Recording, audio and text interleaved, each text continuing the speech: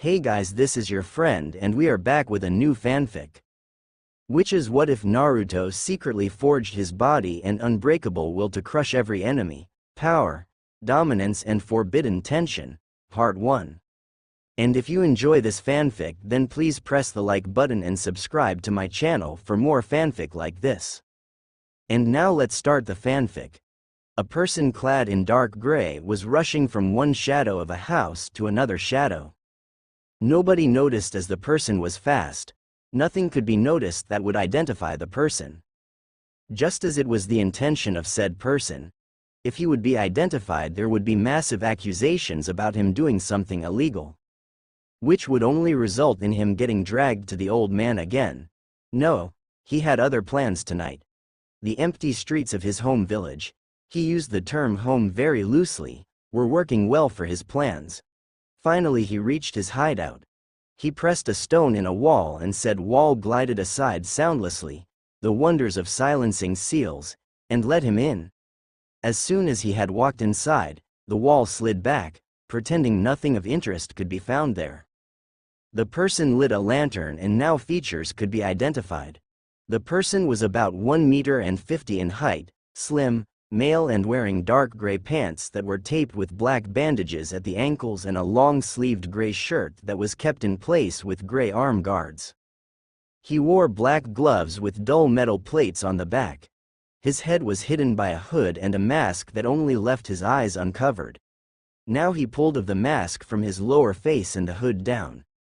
Spiky yellow hair was revealed as were 3 whisker-like birthmarks on the boy's cheeks.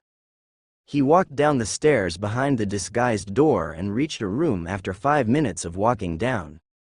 He lit the lights and now the whole room was visible. The room was massive. It was rectangular and divided in 6 parts by shoulder-high walls. Only one part was closed up completely, the one on the far left. 4 parts were about the same size and 2 were double their size.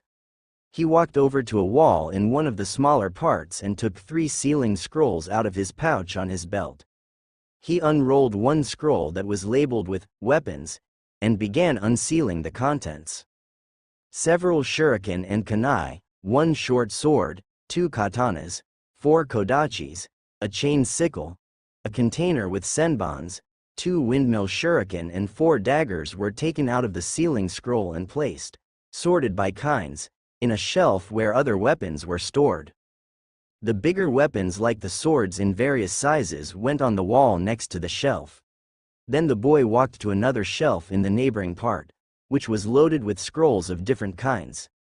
The single shelves were labeled with the category of the information in the scrolls. One shelf had a sign for water, 1 for wind, 1 for fire, 1 for earth and 1 for lightning.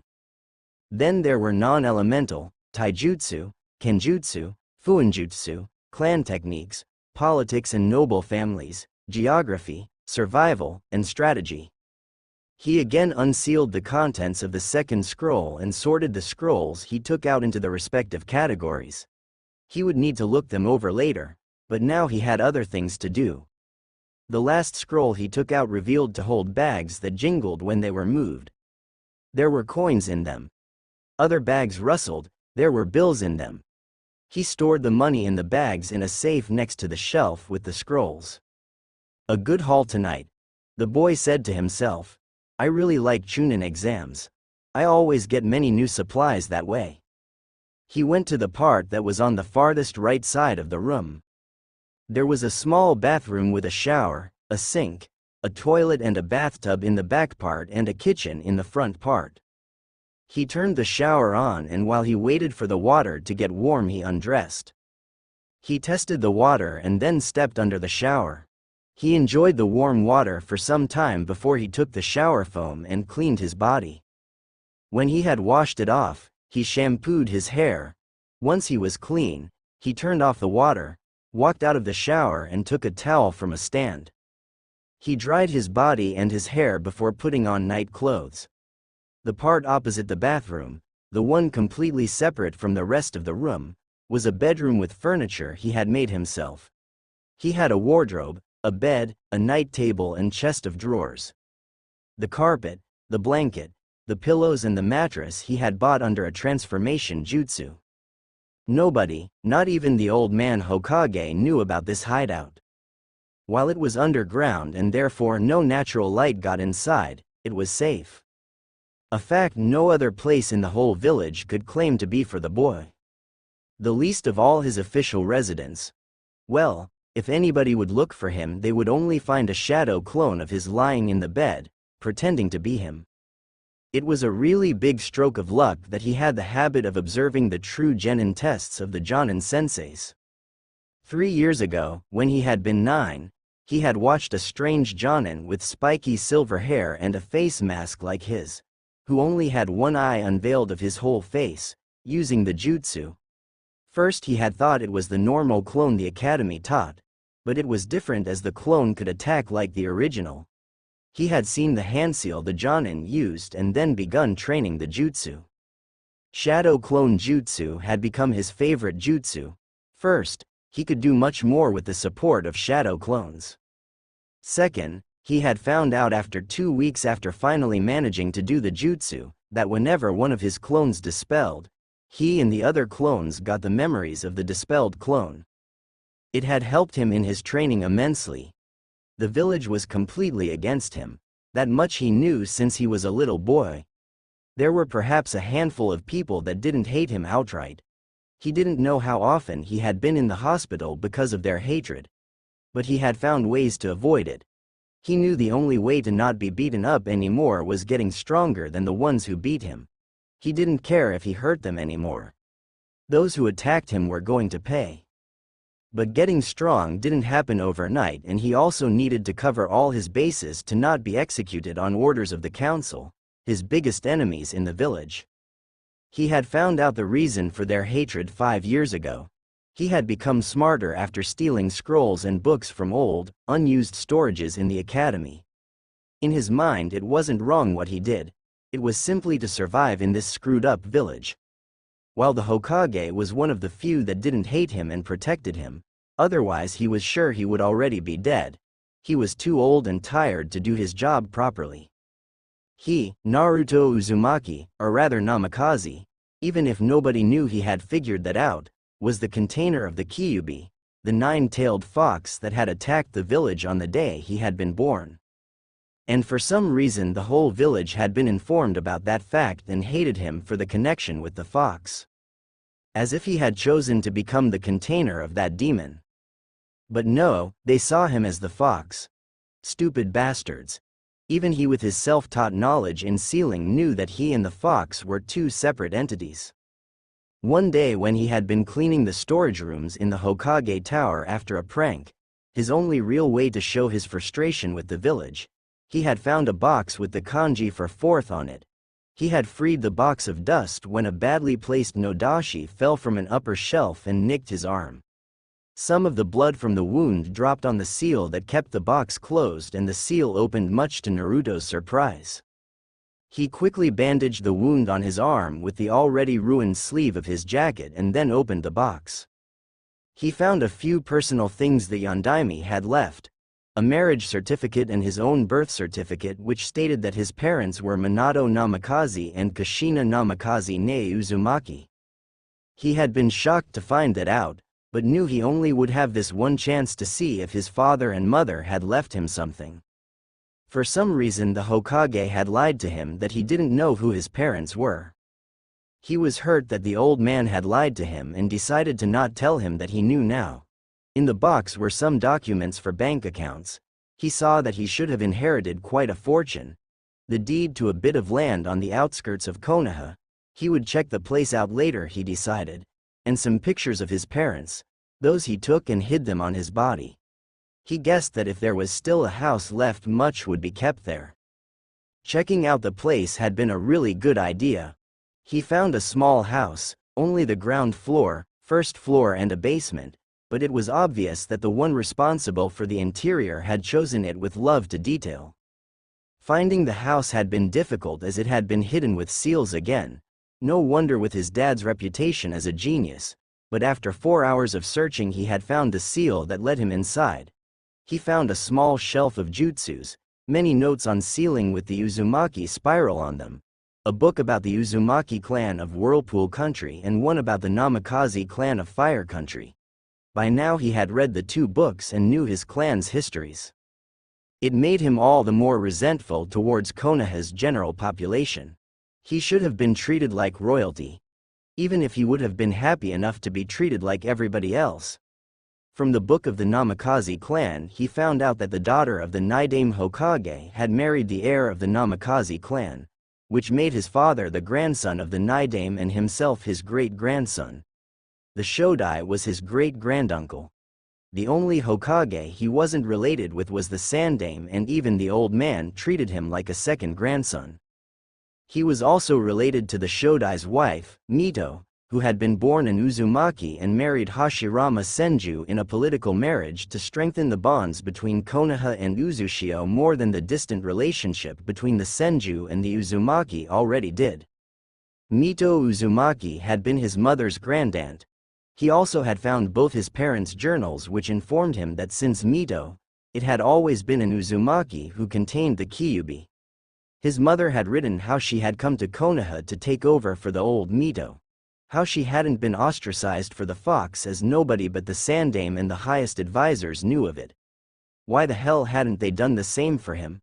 Why let the villagers know that he was a Jinchuriki? It made no sense. He lifted the blanket of his bed and climbed into the bed. He lay down after setting the alarm clock. He looked at the picture of his parents on the nightstand and smiled. He would have to be at the academy the next morning and he didn't want to get too much unwanted attention. While he maintained the image of an idiot, it was simply safer to let the villagers think he wasn't a threat until he was ready to just give them hell. He didn't skip classes unless he was thrown out. It had been the constant attempts on sabotage that had him develop his resentments against the village. If he could only get away, but he knew that wouldn't be allowed and he couldn't escape the Anbu. No, he first needed to get to that level. Let them all underestimate him. As long as the Hokage kept the worst attacks at bay, he would persevere. There hadn't been any serious attacks in 5 years.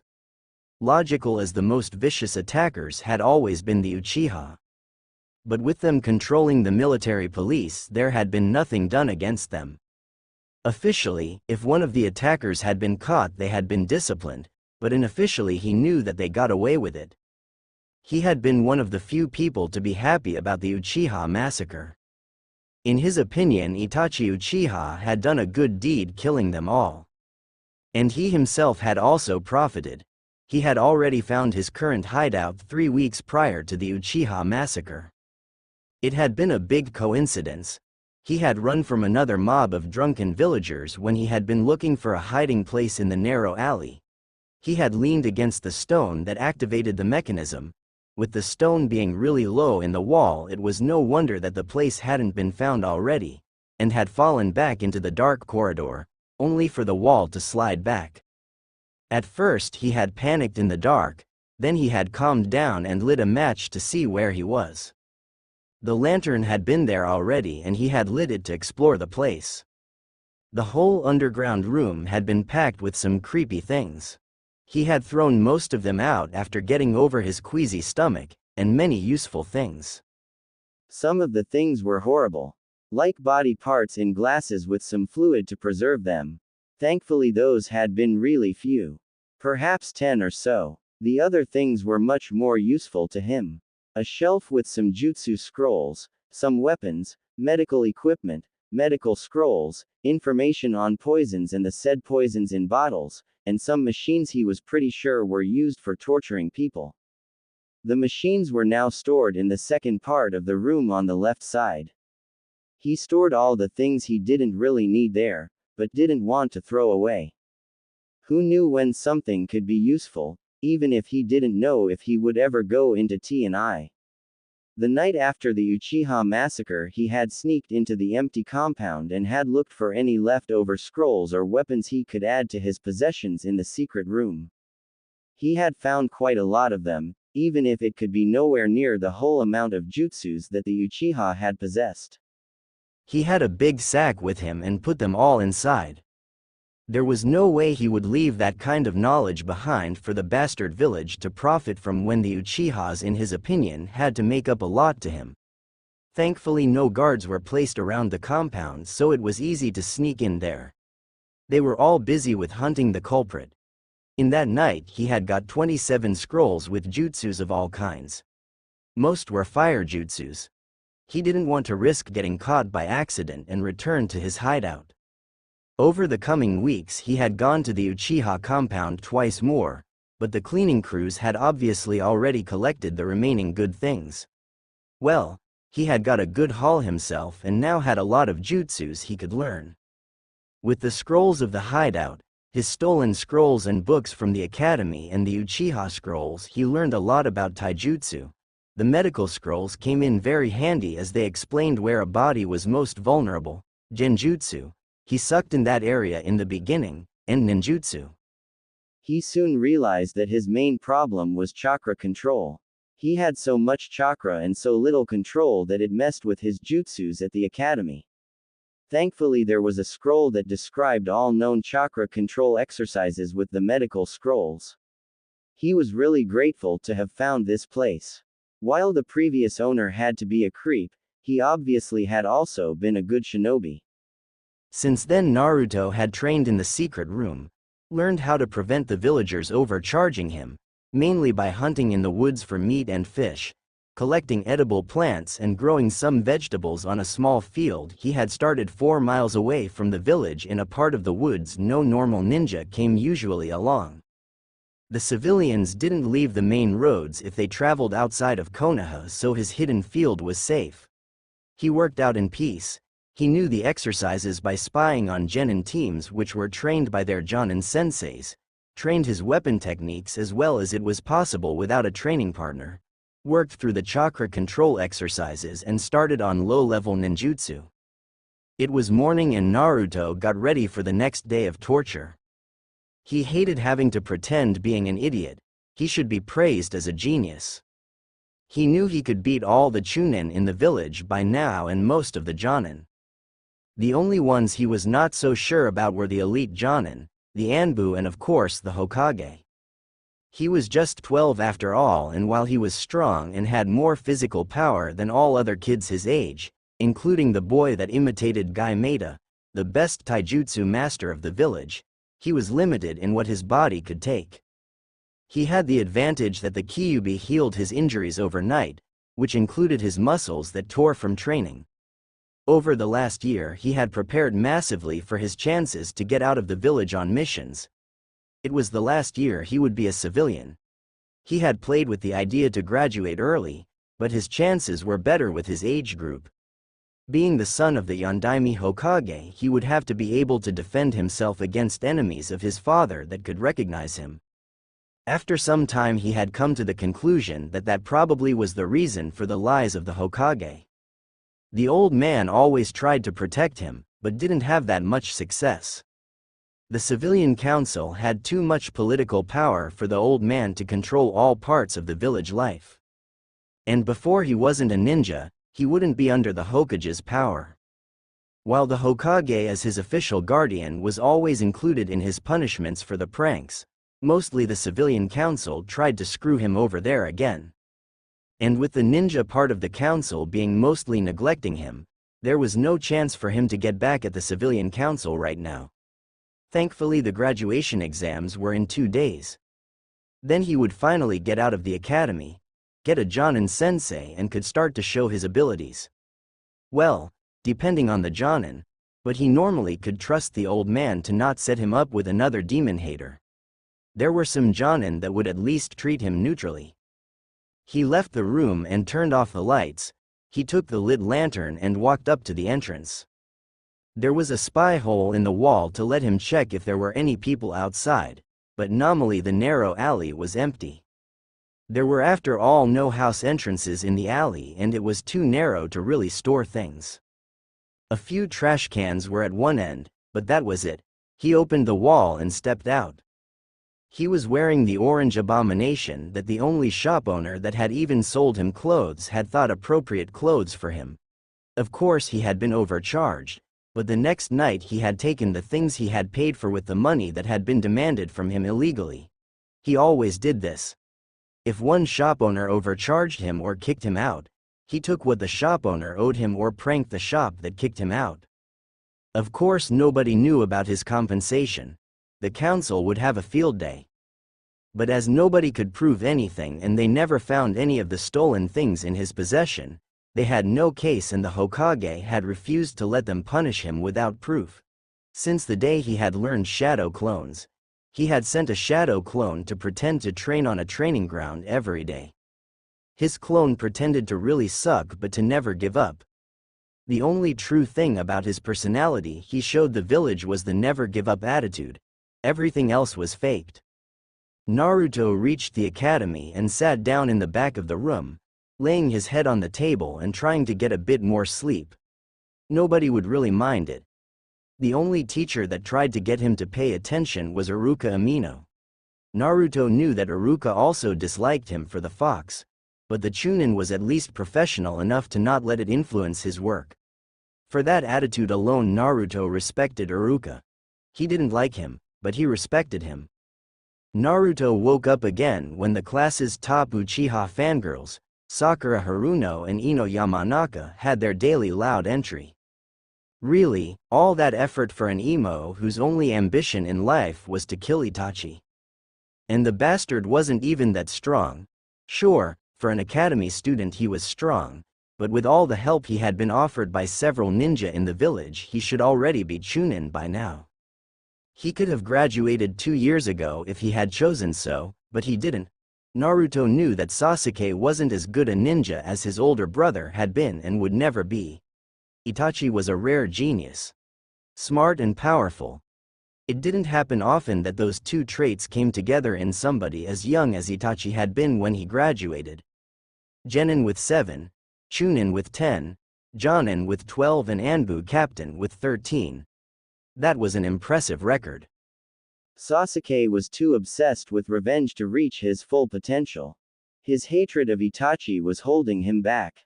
While he trained a lot, he focused on the things his clan had taught him before they were all killed. Which meant, he had a solid understanding of the Uchiha Taijutsu style, which depended on the Sharingan, which Sasuke didn't have activated yet.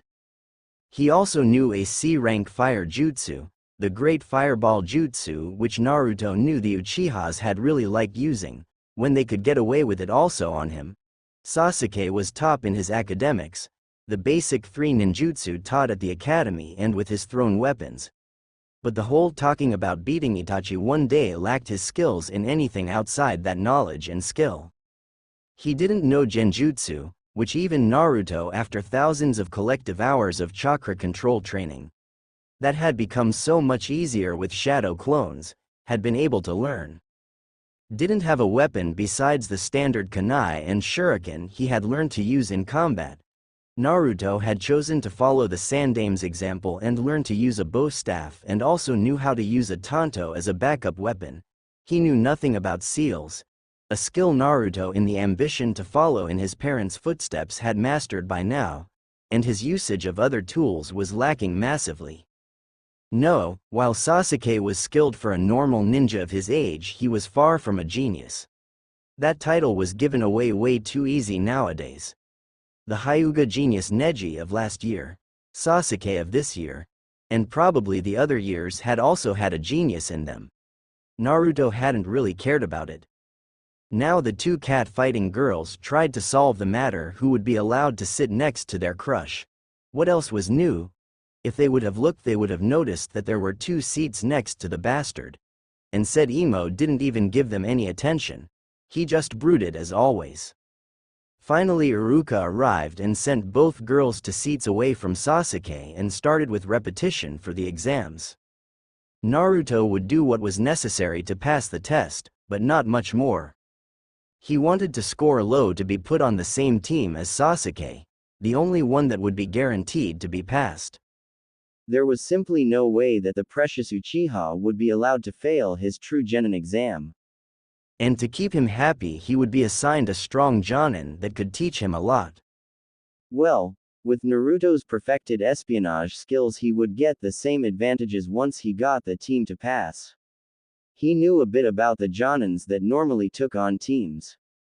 To pass a test, he would only have to know which one he got as a sensei and act accordingly. He even knew what Kakashi Hatake, the strange Jonin he had copied the shadow clone jutsu from, wanted from his teams.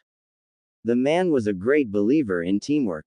Not that hard to achieve, if he got the emo to cooperate to pass. The jutsu they were repeating today was the transformation.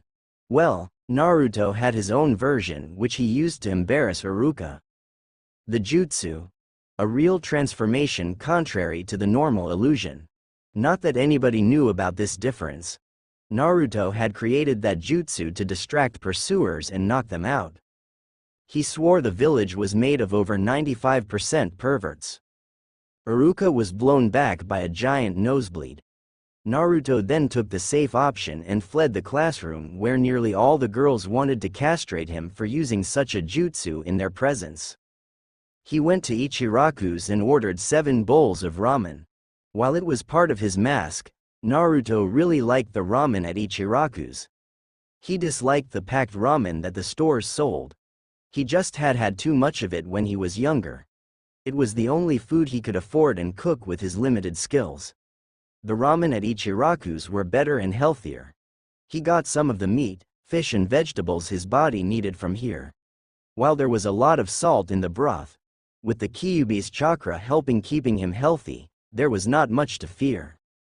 He had started hunting and fishing 2 months after finding the secret room, which gave the fox more nutrients to work with. His vegetable field then added to his diet once his efforts to grow vegetables bore fruit. Naruto learned how to live of the land. With the mild climate in Fire Country, he didn't have to fear about massively cold weather that would make it impossible to grow things. He also collected nuts and fruits from the trees and bushes in the forest to add to his diet. It showed in him finally having a growth spurt. When he had started at the academy, he had been one of the smallest children in class. Once he turned 9, he was one of the tallest. Understandable when he saw the pictures of his father.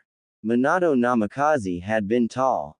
While getting fresh milk and eggs had been a bit of a problem in the beginning, once he had mastered the transformation jutsu, that problem had been solved. He went to buy the things he needed and couldn't hunt or grow in disguise and got them without a problem. He didn't buy everything he needed because he didn't want to give the people that hated him his money.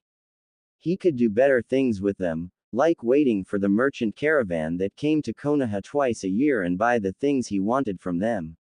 He had bought his new outfit, one that he would use once he became a ninja, during their last visit.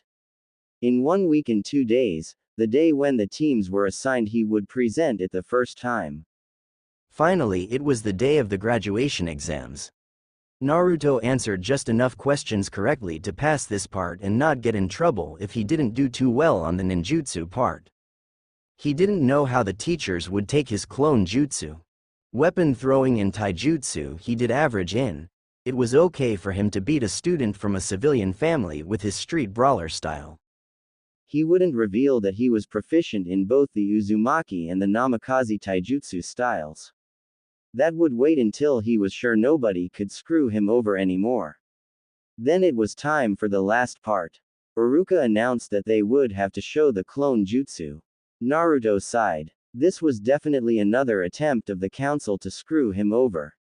It was well known that he was lousy at this jutsu. But with all his control training, he would be able to deceive them. He went into the room where Iruka and Mizuki were waiting to test him on the jutsu. Naruto, who wanted to graduate, concentrated hard to reduce the amount of chakra he used to the least possible amount he could manage. Clone jutsu, he shouted, and a cloud of smoke appeared. When the smoke cleared, there were 20 Narutos that could just be called proper clones. The coloration was a little bit too weak, but they were workable clones. Naruto breathed out in relief. Iruka would accept this, even if it wasn't perfect.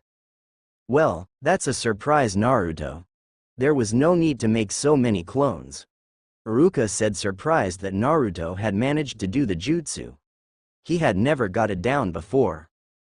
Well, Iruka-sensei, I trained really hard for this jutsu and somehow this is the least possible amount of clones I can make and it is still really hard. Naruto said, rubbing his head embarrassedly. Damn that demon brat. This is an acceptable result. Iruka will pass him now and I can forget my plan to use him to steal the scroll. I was sure he would fail. Mizuki mentally ranted. You definitely improved a lot. You pass, Naruto, even if you should still continue to work on this jutsu until you can make your clones perfect. They need a little bit more color. Iruka commented and held out a headband. Will do, Iruka-sensei, thanks, Naruto said, not even faking his happiness for graduating. During the night, Naruto was out to see if some stupid clan had thrown away old scrolls again. Really, for all the talks about keeping clan jutsus a secret, they were pretty lax with the scrolls that had their secret jutsu and sometimes training techniques in them. Whenever the scrolls got too old to be used anymore, the clans had somebody copy the content of the scrolls and then threw away the old ones. Instead of burning them directly, they threw them into the trash. Naruto, ever the opportunist, regularly searched the trash cans the day before the trash was collected and destroyed. That was the day the clans threw away those scrolls. Over the years since he had started to do this to even out the advantage the clan ninjas had on him, he had collected quite a lot of scrolls. Naruto now knew perfectly how to fight members of all clans in Konoha. He even could use the gentle fist. It was fairly easy with his vast knowledge of anatomy. While he couldn't see the chakra network without the Byakugan, a chakra strike to a vital organ or a muscle was still fatal for an opponent. And it added to his unpredictable taijutsu. After all, nobody would expect a non-Hyuga to know gentle fist. But before he could do his little raid, he got suspicious of a figure that left the Hokage Tower with a big scroll on his back. He decided to investigate. He made a shadow clone to continue his trash raid. There was no reason to not do both after all. He stayed in the shadows, his chakra suppressed to not alert the man he followed to his presence. Once he reached a clearing in the forest, the man stopped to gather his breath. That went well. It would have been better if I could have blamed the demon brat, but with the brat passing the exams that plan got blown up, he mumbled. Naruto recognized the voice as the one of Mizuki, his teacher at the academy, so he had planned to trick him into stealing the scroll he had with him. It had to be important that he would risk the theft from the Hokage Tower. Naruto sneaked closer and positioned himself over Mizuki, ready to take him out. While Naruto was tailing Mizuki, the Hokage noticed that the forbidden scroll had been stolen and raised the alarm. Many were accusing Naruto, but an Anbu informed them that Naruto was sleeping in his bed at home. The Hokage sent his ninja out to find the thief and bring back the scroll. Iruka, who had taken to search in the forest west of Konoha, was really surprised to find Mizuki with the scroll. Never would he have thought his old friend would do something like this. Iruka didn't notice Naruto in the tree. Mizuki, what are you doing? He shouted, enraged. Oh, look who found me, Iruka. What does it look like? I am taking the scroll to become more powerful than I could ever become in this shitty village. Once I have learned the jutsus in it, I will be invincible. Nobody will be able to stop me and I will then sell it to the highest bidder, he said. Sadly, I can't have you tell my little secret, so you sadly have to die. Mizuki attacked Iruka with a windmill shuriken, which Iruka managed to dodge. The two started on taijutsu, where Iruka was definitely at a disadvantage. Oh, didn't the good little teacher keep up with his taijutsu training well enough? Mizuki mocked Iruka when he kicked him in the ribs and against a tree. Then he threw the next windmill shuriken at Iruka, who couldn't get up fast enough, but before the shuriken could hit, it was intercepted by a dark figure. Naruto had seen and heard enough to decide he wanted to thwart Mizuki's plans. And with his disguise there was no risk of being identified. Mizuki was shocked to see his attack didn't hit. Who the hell are you? What do you want? He yelled at Naruto. I hate traitors with a passion. That's all, Naruto said and threw the windmill shuriken he had caught before it could hit Iruka back at Mizuki with a lot more speed than it had had before. Mizuki dodged the weapon. "Ha, you missed," he mocked only to be hit from behind and feel the pain from being pierced by his own weapon. "No, I didn't," Naruto calmly said, holding the end of a thread of ninja wire in his hand, which he had quickly tied to the windmill shuriken and therefore been able to pull the weapon back on a new course. He took out a senbon covered in a paralyzing poison and hit Mizuki in the neck with it. He passed out soon after from the blood loss. Iruka managed to get up, only holding his side a bit. "Thank you for the help," he said. "You saved my life." "You're welcome. I think it would be best to get the scroll back to the Hokage. Can you walk on your own?" Naruto asked. "Yes, I think so. Only a few bruises, nothing serious," he said. "By the way, who are you? I don't think I have seen you in the village before." "That's a secret. If you want to have a name, you can call me Dark Phoenix. That's my codename," Naruto said. He had decided long ago that he would use that codename if he ever was seen. It was his best shot to be left alone if nobody knew what he could do. Dark Phoenix would be thought of as a secret operative of the Hokage and nobody would make the connection to Naruto Uzumaki, the demon brat. "Oh, I understand," Iruka said. In a ninja village, people with codenames were nothing special. Hell, the Anbu only operated that way. While Dark Phoenix seemed to be really young, there had been others that strong at his age. Naruto bound Mizuki with wire and asked Iruka if he could carry him as he had the height advantage. They walked back to the village, not being in a hurry after the culprit was caught and knocked out. And it would be easier on Iruka's bruises. Iruka was carrying Mizuki's knocked out body and Naruto had the scroll. When Iruka was briefly looking in another direction, Naruto quickly switched places with a previously made shadow clone. There was no chance he would pass the opportunity to copy the jutsus from the scroll. It wouldn't take long. Because of his sealing training, Naruto could write really fast. Just when they were getting to the edge of the forest, Naruto switched back.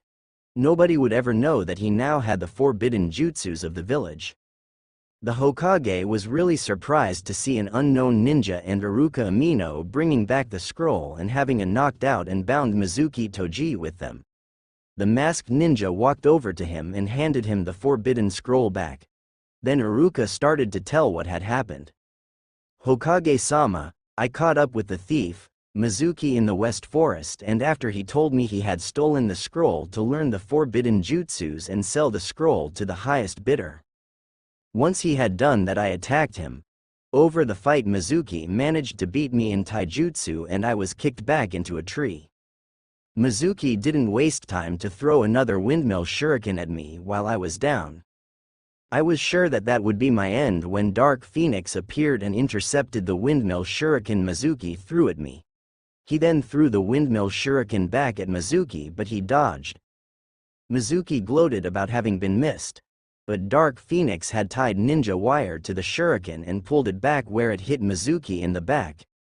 After that, he was knocked out by a senbon that was obviously covered in some poison. He bound him with more ninja wire and we came back here," Iruka reported. The Hokage was confused. He didn't have a ninja that went by the codename Dark Phoenix.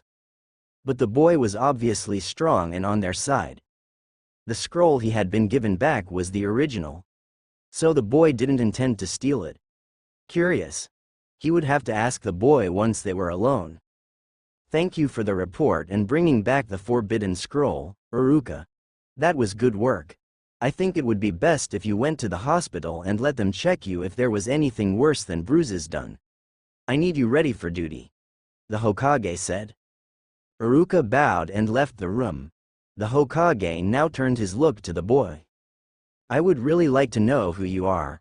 I don't know any ninja in my ranks with the codename Dark Phoenix," the Hokage said sternly. "If you would send your Anbu guards out of the room, Hokage-sama, I will tell you. I don't want my identity be known to anybody but you," Naruto said politely. Why would I send my guards out for this if you could try to attack me? The Hokage asked. I may be strong, but I am sure you could take me out without problem, Hokage-sama. The only thing I require is a bit of privacy as I am about to reveal 2S-rank secrets of the village, Naruto said. The Hokage concentrated his senses on the boy. He felt his chakra being suppressed, so there was no way to get any clues about the boy's identity. What kind of village secrets could the boy know? Well, if he wanted to find out, he would have to take the risk. It was really small after all. He didn't become Hokage while being weak. He gave his guards the sign to leave the office. Once they were out of the office, he activated the privacy seals. So, now we are completely undisturbed. Now tell me who you are, he ordered. Naruto raised his hand slowly to not have the old man attack him and pulled down his lower face mask and his hood. My name is Naruto Namikaze, 3rd Jinchuriki of the Kyuubi, he said seriously. To say the Hokage was shocked was an understatement. He had never even suspected that Naruto could know about those two things. Naruto? Is that really you? He asked. Yes, old man. And if I hadn't figured out by now that having me use my dad's name would have got his enemies after me, I would be really pissed with you for lying to me whenever I asked one or both of the two questions I had all my life. Who my parents were and why the villagers all hate me. Naruto stated while clearly showing his displeasure to the Hokage. How do you know that? Who told you? The Hokage asked, furious that somebody would have broken his law. Well, I found out about the fox shortly before the Uchiha massacre. If I see Itachi, I will have to thank him for getting rid of my most brutal tormentors. They once caught me and beat me up in a lonely alley. When they left me there bloody and probably thinking that I was unconscious, they talked about how I deserved that because I was the Kyuubi container and should just die. They only didn't kill me directly because you would have found out and taken measures. About my parents I found out when I had to clean your storage room after that prank against the grocer in the north part of the village. I accidentally spilled blood on the seal that was keeping the box with the kanji for 4th on it closed. I looked into the box after the seal opened and found my parents' marriage certificate and my birth certificate. I found out about the location of their house and went there. Well, you can guess the rest of the information I told you. Like that I am the 3rd Jinchuriki for the fox when I say that I found both their diaries. Naruto explained. The Hokage looked sad. He hadn't wanted to burden Naruto with the knowledge of the fox at such a young age. You said you figured out my reason for keeping your heritage a secret. How comes you didn't do better at the academy then? From the reports I got, you just passed the exams. Congratulations for that, by the way. The Hokage wanted to know. Thanks, but think about it. What do the villagers fear more? A stupid and weak demon or a smart and powerful one? It was simply self-preservation. I am way stronger and smarter than everybody thinks, Naruto said. How strong? The Hokage asked. And how did you manage to keep all the training? You must have done a secret. I only saw you training sometimes in the training grounds and then you didn't give the impression of being strong. That was my shadow clone, old man. I learned that jutsu by watching Kakashi Hatake test his team when I was 9. He had them fight against his clone in the true Genin test.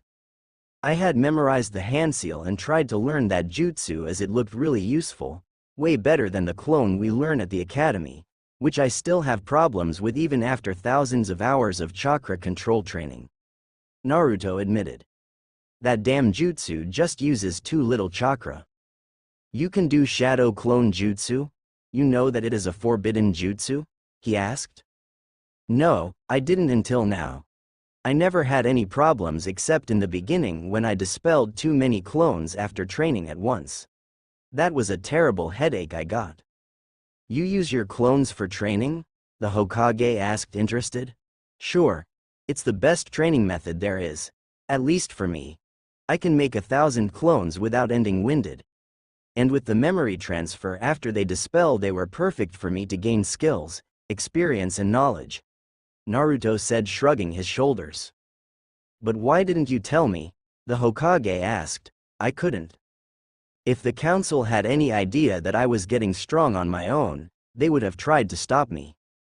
I needed all the time I could get strong enough to just flip them the bird once I graduated. You know how they treat me. If I had shown my true skills, I would have been able to graduate earlier. That much I know you'd have done for me, but what then? A genin still isn't strong enough to be safe from a bunch of determined civilians, especially not if the council would try to make everything I did look like the fox did it. And there would have been the possibility of a Jonin just failing the team I was on under the pretense of us not having the necessary skills. Then it would have been back to the academy, under the control of the civilian council. And then they would have known that I was stronger than they allowed me to become and would have sabotaged me more. No, I needed to have at least high-level Chunin skills to be sure to pass the real genin test for sure, or you then having a reason to keep me in the active duty roster even if the Jonin on my team failed me out of hatred for the fox. While I haven't been beaten up since the Uchiha massacre, the civilians do all they can to screw me over. Shops overcharge me or just deny me service. Parents tell lies about me to their children. Teachers sabotage my education and the hospital staff only treats me if you force them to. Hell, the only place I can go to eat is Ichiraku's. And I can't live from ramen alone, even if I pretended to do so. Thankfully I don't get the food a clone eats. Alone thinking about eating so much ramen makes me sick. I hate cup ramen, by the way. I only like the ramen at Ichiraku's. Do you really wonder that I couldn't trust anybody until I was out of the influence of the civilian council? Now that I have graduated and am a ninja, I am under your jurisdiction and you are one of the few people that don't hate me, Naruto explained. The Hokage understood. He had tried to help Naruto, but he was right. With the council having stolen much of the Hokage's power in the short time between Minato's death and his reinstallation, there wasn't much he could have done for the boy without being accused of favoritism and pushed out of the position of Hokage, leaving Naruto without protection.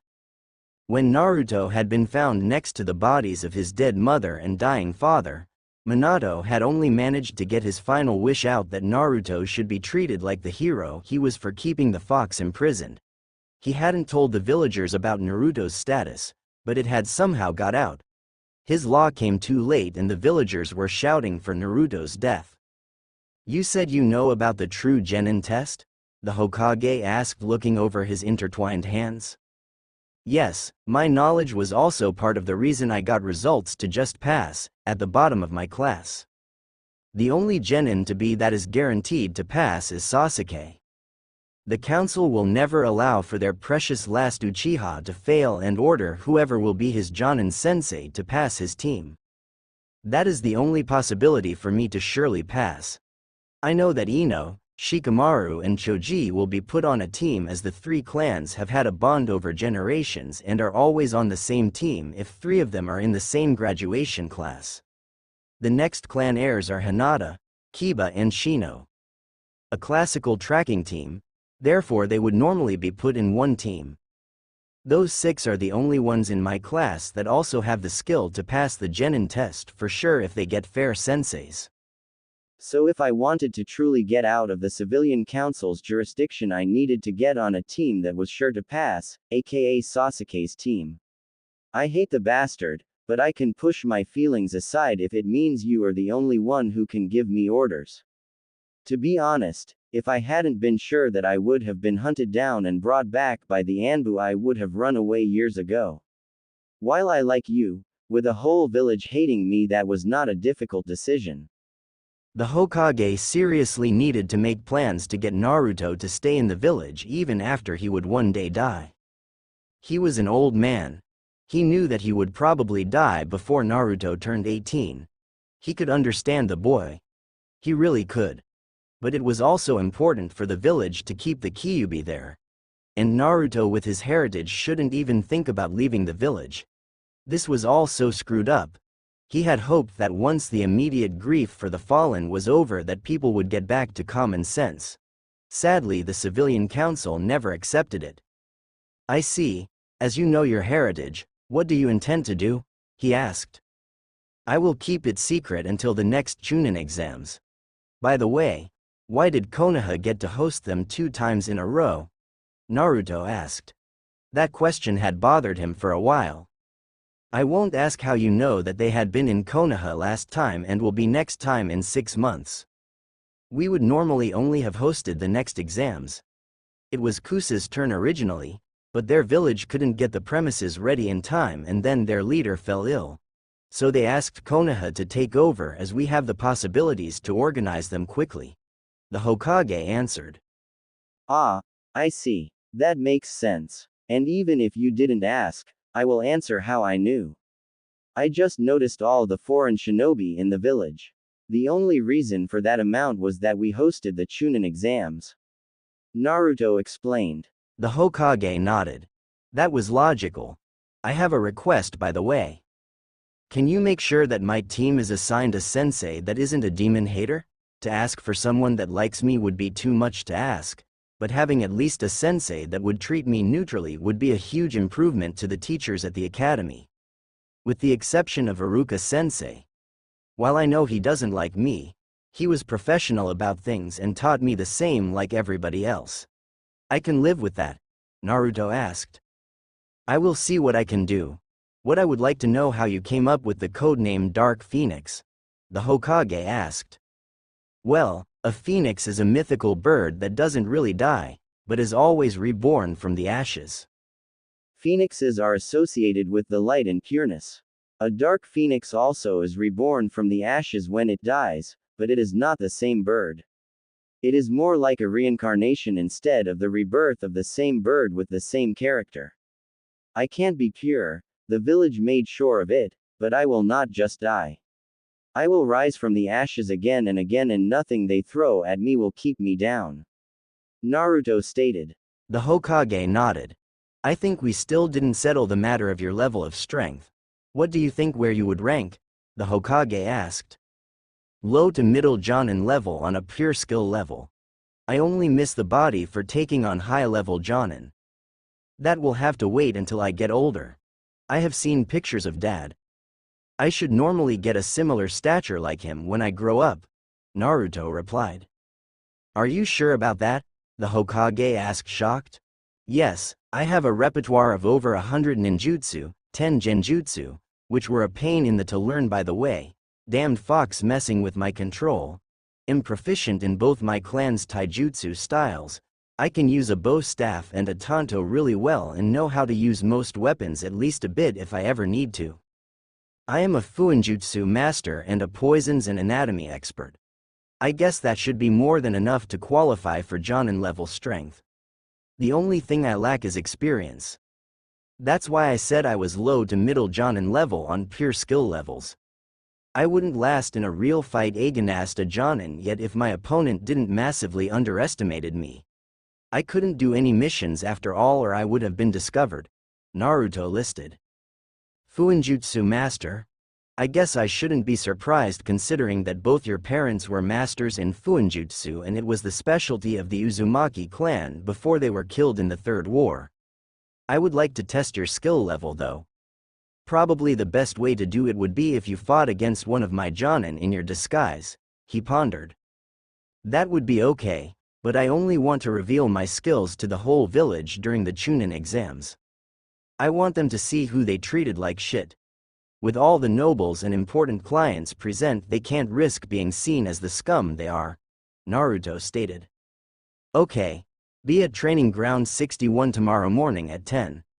I will be there with the Jonin I have in mind to test your skills. The Hokage said, more than a little bit worried about the obvious loathing Naruto held for the majority of Konoha. Okay, old man, good night, Naruto said and put his mask and hood back on. Good night, Naruto, and this was really good work. You will be paid for your help in catching Mizuki. The Hokage added. Thanks, I can use the money, Naruto said and left the office. Naruto stood in his disguise at training ground 61 and was looking around. He was early by 15 minutes to have a look around. The training ground had been guarded by 2 Chunin, which meant it was special. Only the Anbu and Hokage training grounds were guarded. Naruto hadn't cared about the guarded training grounds before. The only one he had been interested in besides the open ones that were farthest away from the village had been Training Ground 44, better known as the Forest of Death. After each Chunin exam he had sneaked in there to see if he could find things that would help with his training, like weapons that were still usable, scrolls and money. He reasoned the dead didn't need them anymore. In the beginning he had felt slightly sick at doing it, but with the animosity he was shown by the villagers he needed some source of weapons, and those would only rust if they were left there for too long.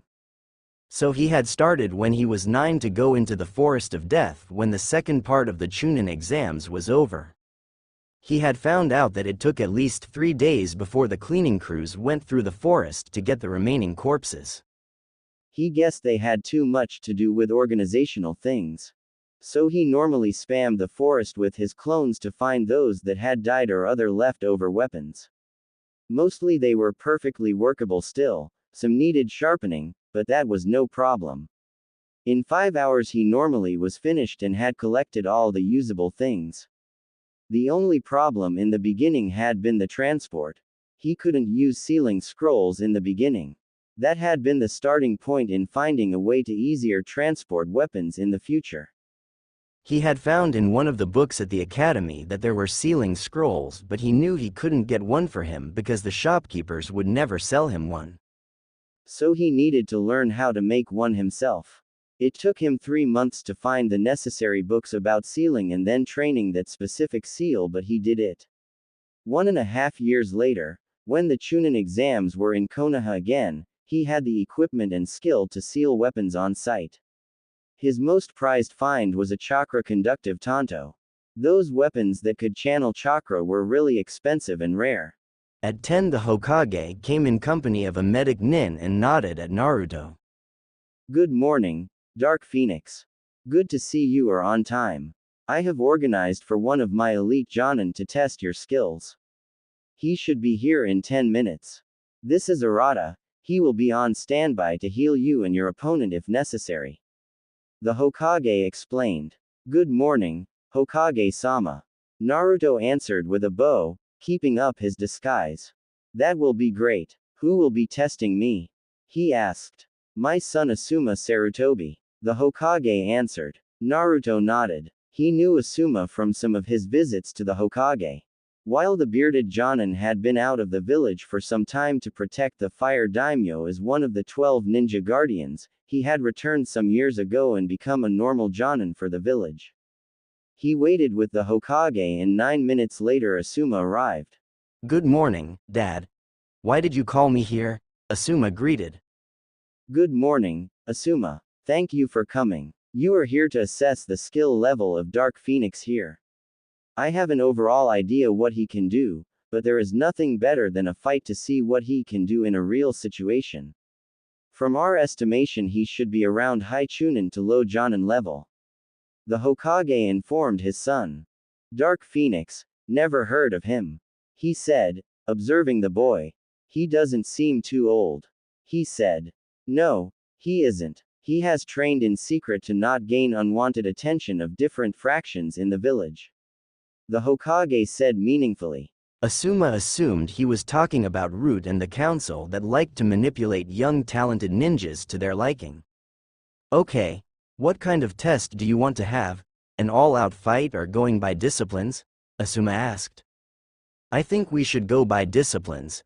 Is that okay with you, Dark Phoenix? The Hokage asked. Of course, Hokage-sama. Naruto answered. With which part should we start? I think I would like to see how you work with weapons first. Asuma himself is a skilled weapon user, so that would be a good starting point. Naruto nodded and unsealed both his tanto and his bow staff. The tanto went on his shoulder and the staff stayed in his hand. Asuma took out his knuckle knives. They watched each other, assessing the stance of their opponent. Then Naruto sprang into action and raced at Asuma. The Hokage was surprised by the speed Naruto showed. That was definitely Jonin level speed. The only Jonins to be faster would probably be Guy and Kakashi. Asuma was ready and blocked the strikes of the bow staff with his knives and fought back. Both weapons clashed time and again. Naruto tried to swipe Asuma's legs with his staff, but he jumped over it without problem.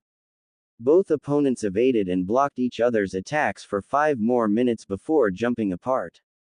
You're definitely good kid, but let's take this up a notch, Asuma said and channeled wind chakra into his blades. Naruto, knowing that his staff wouldn't hold against wind-enhanced blades, quickly put his staff away and drew his tanto. He channeled his own wind chakra into it. So you are a wind element too. Interesting. Let's see how far you have come, Asuma said and attacked. Tanto and knuckle blades crashed and the more experienced Jonin managed to get a cut on Naruto's arm. Naruto returned the favor by spinning around his axis, disconnecting their weapons and nicking Asuma's pants. Not a bad counter to my attack, Asuma commented. This kid was really good. Judging by his height and stature, the boy was about 12 to 14. To be that good with 2 different weapons and being able to manipulate wind chakra was really something. Naruto returned with a new attack but was forced back by the stronger Asuma over the next minutes. Finally Asuma managed to disarm Naruto and crossed his blades close over his throat. My win, Asuma said and stepped back. Naruto nodded. He hadn't expected to be able to defeat an elite Jonin in one of his strongest disciplines, but he had held out better than he thought he would. That was an impressive start. Next would be taijutsu, the Hokage said. Asuma nodded and put his knives back in his hip pouch. He took his stance and saw that the boy was in a stance he didn't know and hadn't seen around the village before. He couldn't know that Naruto was in the opening stance of the Namikaze style, the cheetah style. The style was based on speed and fast attacks to vital points. It wasn't made for long exchanges like the animal it was named after. After Naruto had read all the anatomy scrolls in the secret room, he could utilize the style really well. And with his bastardized version of Gentle Fist and Chakra Scalpels mixed into the style, it was deadly if Naruto wanted it to be. This time Asuma attacked first, but Naruto dodged his kick and went around him in a split second and tried to attack the spine. Asuma though was too experienced and jumped to the side. Naruto followed him and looked for openings in Asuma's guard. His smaller stature now was an advantage for him as he could use openings easier as a bigger opponent. He brought in some painful hits to Asuma's biceps and upper thigh. Asuma was too good to let him hit vital spots after feeling what a hit did to his muscles. Naruto didn't let Asuma rest and used his superior speed to disable more points, which got more difficult as Asuma tried to stay out of his reach. Finally Naruto managed to cut a whole muscle in Asuma's left leg, which made him fall to his knees. Naruto came up and pointed his glowing hand to Asuma's spine. My win, he said and then stepped back.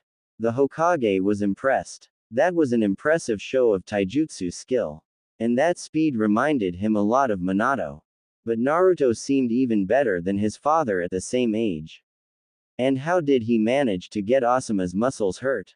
That looked like Gentle Fist, but Naruto couldn't know it. The Hyuga kept those secrets within their clan. Very good, Dark Phoenix. The next thing would be Genjutsu. The Hokage said. Wouldn't it have been better to let Kurenai test him there? I am not much of a Genjutsu user, Asuma said. Urata had appeared at Asuma's side and began healing his injuries. When he walked to Naruto he shook his head. I'm okay, he said and the medic went to the side. I don't think we would need a Genjutsu specialist. I don't want news about Dark Phoenix getting out too soon. Urata here is one of my personal medics and won't tell a thing. I only need to know how good he is at casting them and at dispelling a few lower level ones. I know you can do a B-rank Genjutsu. Asuma nodded. That B-rank Genjutsu was his highest level Genjutsu. It only worked if he got his opponent by surprise. But if his father only wanted to test if Dark Phoenix could break it, it would do.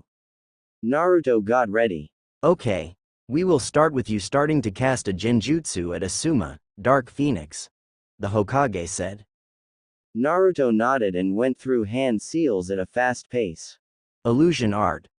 Pervert's paradise. He said. The Hokage waited for Asuma to get out of the genjutsu, but instead he saw that Asuma had started to drool and only looked strangely happy. Then he sported a huge nosebleed and fell back, knocked out. What kind of jutsu was that? The Hokage asked Naruto, whom he swore was grinning brightly under his mask. The genjutsu shows him the woman he likes offering him to do whatever fetish he has. It works on nearly everybody, Naruto said innocently. How the hell did you come up with that jutsu? The Hokage asked baffled. Well, the same way I came up with that ninjutsu, Naruto said, stressing that ninjutsu. The Hokage, knowing which one he meant, had to suppress a nosebleed himself. It was meant to be a distraction in case I was running away from others. And it isn't limited to men. It works with the general preferences of the one I catch in it, Naruto explained. I am impressed. Can you please wake up Asuma again, so we can continue? The Hokage asked Arata. The medic nodded and pushed his chakra into Asuma's system to break him out of the genjutsu. Asuma opened his eyes and saw his father, Arata and Dark Phoenix looking at him amused. Damn, that jutsu is really dangerous. You simply don't want to get out of it, Asuma commented groaning. Now he was glad that Kurenai wasn't here. She would never forgive him. Thankfully nobody knew what his illusion had been. That would be a definite death sentence for him. Okay, let's get this over with. Let's see if you are as good as escaping from a genjutsu, Asuma said and went through his hand seals. Illusion art. Prison of silence, Asuma said. Naruto just stood there and wondered what the jutsu was supposed to do. When should the jutsu start to work, Asuma? He asked. It should already do it, can you hear me? Asuma asked. Yes, no problem. So I guess it should have messed up my hearing, Naruto guessed. Yes, it should. That's strange. It should have worked. I cast it correctly, I'm sure, Asuma wondered. Try another one, Asuma. The Hokage said. Illusion art. Hell viewing technique, Asuma announced, but Naruto still stood there wondering why nothing happened. Nothing, the Hokage asked. No, I know what the hell viewing technique should do, as I also know that jutsu, but I don't feel anything. Strange, I didn't even feel any foreign chakra reaching me, Naruto said. You can feel foreign chakra? Arata asked interested. Yes, I'm a sensor type, Naruto said. That could be a reason. Let me test something, Arata said and activated his mystical palm jutsu. I will come closer with my hands to that cut you got in the weapons fight with Asuma. If I am right, something should stop me, Arata said. Naruto nodded and held out his arm. It was already healed by the Kyuubi, but he wouldn't inform Arata of that fact. In case he wondered, he could make up a minor bloodline for healing. Arata pushed his hands over the cut in Naruto's shirt and was stopped an invisible layer of chakra. I thought so. Young sensors sometimes place a thin layer of chakra over all of their skin to have it easier to use their sensor skills. It's a subconscious thing. That layer of chakra prevents foreign chakra like for genjutsus to enter the body. Therefore they are immune against lower-level genjutsus. I guess a genjutsu specialist would still manage to get through, but nobody else, Arata explained. I never heard of something like that, the Hokage said. It's not very common. Perhaps 1 in 100 sensor types does it.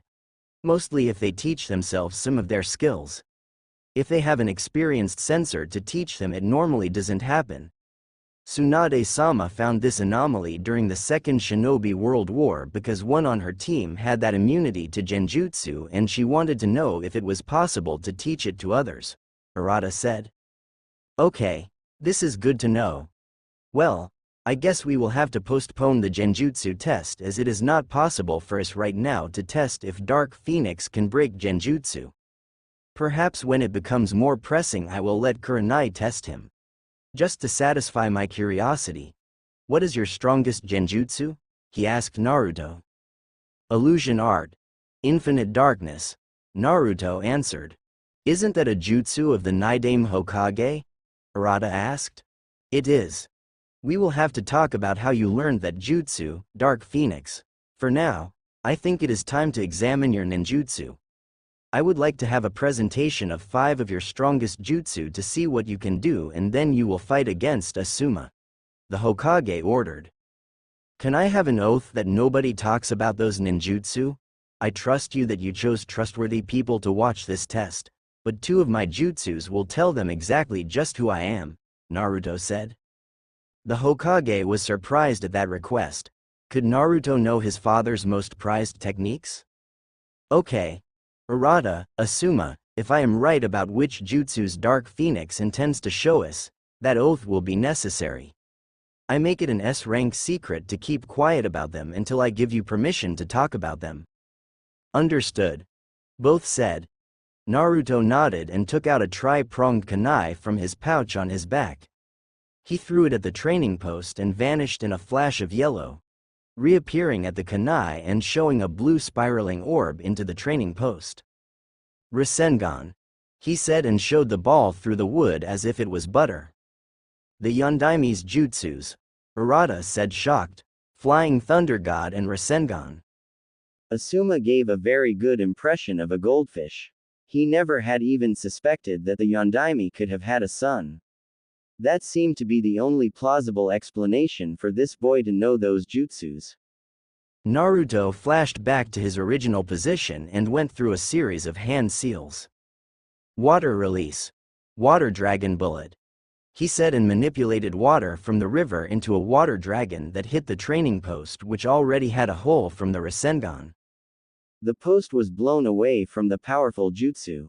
Naruto waited until the water had settled down and went through his next series of hand seals. Wind release. Twister's fury. He shouted and made 3 tornadoes that blew towards the river and sucked up the water, making them even more dangerous. Then Naruto made his last hand seal. Shadow clone jutsu. He said, and created 50 shadow clones. Shit, was Asuma's only comment. The Hokage was very impressed. He wouldn't have thought that Naruto had that kind of strong ninjutsus in his repertoire. He would be a force to be reckoned with in the future. This only made it more imperative to keep the boy in the village. He needed to choose a good Jonin sensei with whom the boy could bond. It was only one real option there. While Naruto would only stay a genin for 6 months with skills like his, those months needed to be used to start positive bonds to the village. He couldn't take care of that through his teammates. He would be paired with Sasuke Uchiha. Naruto had said himself he had intended to do that to make sure the team passed, and Sakura Haruno. He hoped it would be okay, but perhaps he should ask Naruto about his opinion about Sakura first. He didn't want to anger him even more than he already was. The following fight with Asuma showed that Naruto had a wide range of ninjutsu he could use. Especially his use of replacement and body flicker was fantastic. Asuma didn't manage to get a hit in as Naruto changed places so fast. Together with his speed, he could honestly say Naruto was high Jonin level in ninjutsu. He knew how to do the jutsus and when to use them in a fight. Finally, he gave both the signal to stop. Damn it. To have to work like that against a kid his age, I really should start training more, Asuma commented. He had been spammed with clones and tricked by transformations. Mixed with the constantly moving Naruto and his higher level elemental jutsus, it was damn hard to get the kid. If he would use his other skills, Asuma didn't doubt he would be able to go up with Jonin in a few months of real missions. He had noticed that while the kid was good, he made mistakes that someone who had been on 100 missions or so wouldn't make. This meant this kid was a rookie. His opinion rose even more after that revelation. Let him do a few C rank and B rank missions and he will be ready to become Jonin. There were a few rookie mistakes that you only get corrected through experience. You should, for example, not wait to see if your jutsu really hit an opponent and neglect your surroundings. Your sensor ability helped you out there, but you should have been more on guard in those situations. Asuma told Naruto, who nodded. I will remember it next time, Asuma, he replied. Okay. The next part is Arata's specialty. I would like a bit more about your knowledge in poisons, the Hokage said. Naruto nodded and went over to Arata. Meanwhile, Asuma talked to his father. He is really good. How did you train him and where? I wouldn't have thought you could hide the Yondaime's son for 12 years, Asuma asked. Well, even I don't know how he trained. I didn't know he was this strong before he told me some days ago when he brought back the forbidden scroll that Mizuki had stolen, the Hokage answered. You want to tell me that kid learned all that on his own? Where would he get the jutsus? Asuma asked. And why didn't you teach him? I would have thought he would have got special training regarding his father's enemies. I wanted to, but the political situation after the Kyuubi attack was extremely shaky. We had to fear that Iwe or Kumo would use our weakness to kill him if they knew who he was. So I hid him away. I couldn't have the villagers talk about him even existing. If he had got special training, people would have asked why, and I didn't want to let Danzo or one of the other idiots know about him. The civilians would have pestered me with the CRA nonsense, even if he doesn't have a bloodline limit, made marriage proposals for their daughters to get more power, and similar things would have happened through the ninja clans that would have fought to raise him to increase their power. The Hokage explained. That makes sense. But it is fishy that he could get this strong on his own with nobody noticing, Asuma admitted. Indeed. I will have a long talk with him how he managed it, but I guess he will keep a lot secret. There are certain reasons he informed me about his skills a few days ago, but they are classified. Now let's see what Arata says about his knowledge about poisons. And then I will ask him to show us some of his seals. He said he was a seal master, so I am curious what he can do. Asuma just nodded. Okay, I think that will do for now, Dark Phoenix. You have a very good foundation in your knowledge. If you continue your studies there, you should reach proficiency in a year or so, Arata said. So what is your verdict? The Hokage asked. He has good knowledge about poisonous plants and animals from which he gets his ingredients for the poisons he uses. His techniques to mix those poisons are good, but his knowledge is limited to paralyzing and lethal poisons. If he wants to go further in the area, he needs to branch out. I estimate he is a solid high Chunin level in his skills here. For his age, that is still impressive. I don't know many ninjas that are all-rounders like he is. He should be able to take B-rank missions without too much problem in an experienced team as support, Arata said. The Hokage nodded. There was no way he would let Naruto take A-rank missions in the near future, even if he was skilled. But his team would need to be trained properly so they could send them on C ranks after a short time. Okay, then if I didn't miss anything, only Fuinjutsu is left, the Hokage said. Naruto nodded enthusiastically. He loved Fuinjutsu. He took out some seals he had brought with him to show the Hokage. Okay, these are some of the seals I prepared to show you, Hokage-sama. I think they are some of the most useful in the field. This is a modified explosive seal. It first sends a chakra wave out that imitates killing intent, then the explosion goes off. The intention is to briefly paralyze an opponent with the ki to keep them within the range of the seal. The next one is a combination of a storage seal and an explosive seal. The weapons stored in the storage part are shot out by the explosive part and can surprise an opponent who doesn't expect to have to dodge weapons. The seal can be prepared in two ways. First, you trigger it with your own chakra from a certain distance, or second, you involve a perimeter seal that reacts to foreign chakra. It has a range about 20 meters. He then took out another type of seal. This is a modified chakra storage seal. You can store chakra of a certain type, like water or fire chakra, in here and release it when you need it. You would only have to meld the chakra into a jutsu after that. Do you mean, with those seals, ninja could use jutsus of an element they normally can't use? Asuma asked. Yes. Of course they would need to know the hand seals for the jutsu and meld the chakra, but the elemental manipulation would be taken care of, Naruto said. Fantastic. That would make fights much easier. You would be able to prevent being caught at a total disadvantage, With my element wind and knowledge in fire jutsus, I would have problems with water types. If I had some earth seals, I could take care of that problem. Asuma mused. But how do you load them? Don't you need the elemental chakra first to charge them? That was a problem in the beginning until I came up with chakra converter seals. I am a primary wind type with a secondary water affinity. So I would be hard-pressed against earth techniques if I didn't recognize the jutsu first, which still takes some time for me. I wanted to have a way to use lightning jutsus. So I worked on a seal that would change my wind chakra to lightning chakra. Took me some time to develop it, but after 3 months I had it.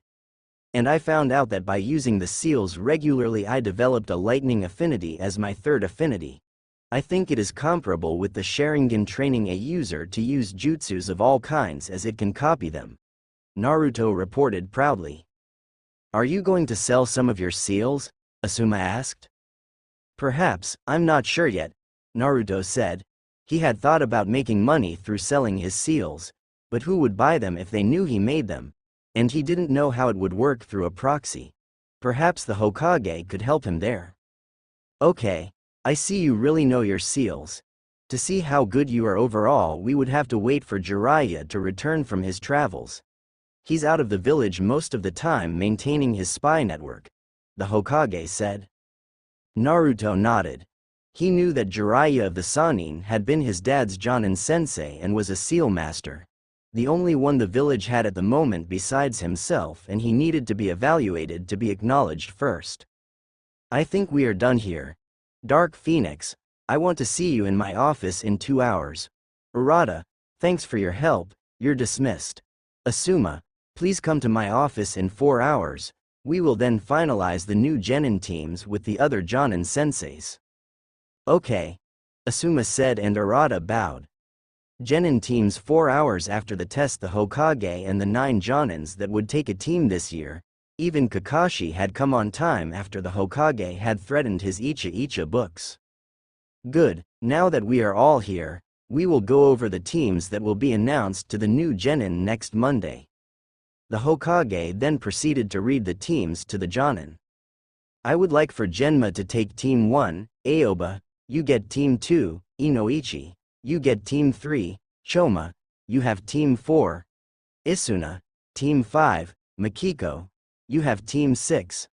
Now, Kakashi gets Team 7, Kurenai, you have Team 8, and Asuma gets Team 10.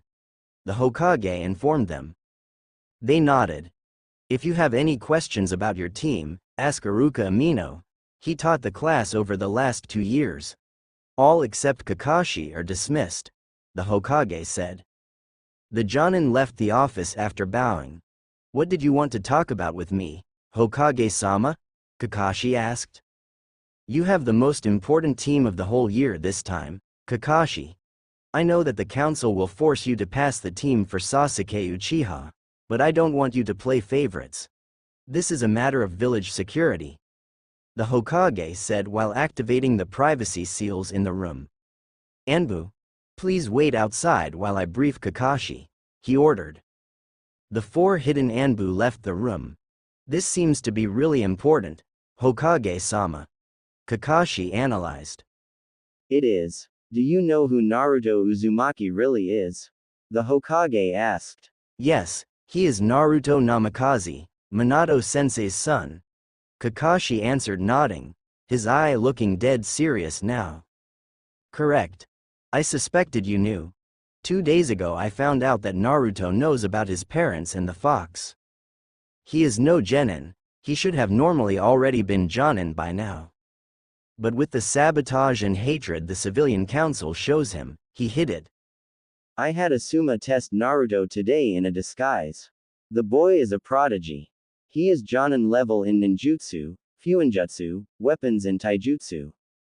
We don't really know his level in genjutsu as he is immune to lower level ones because he is a sensor and has his body covered in a chakra layer that blocks invading chakra.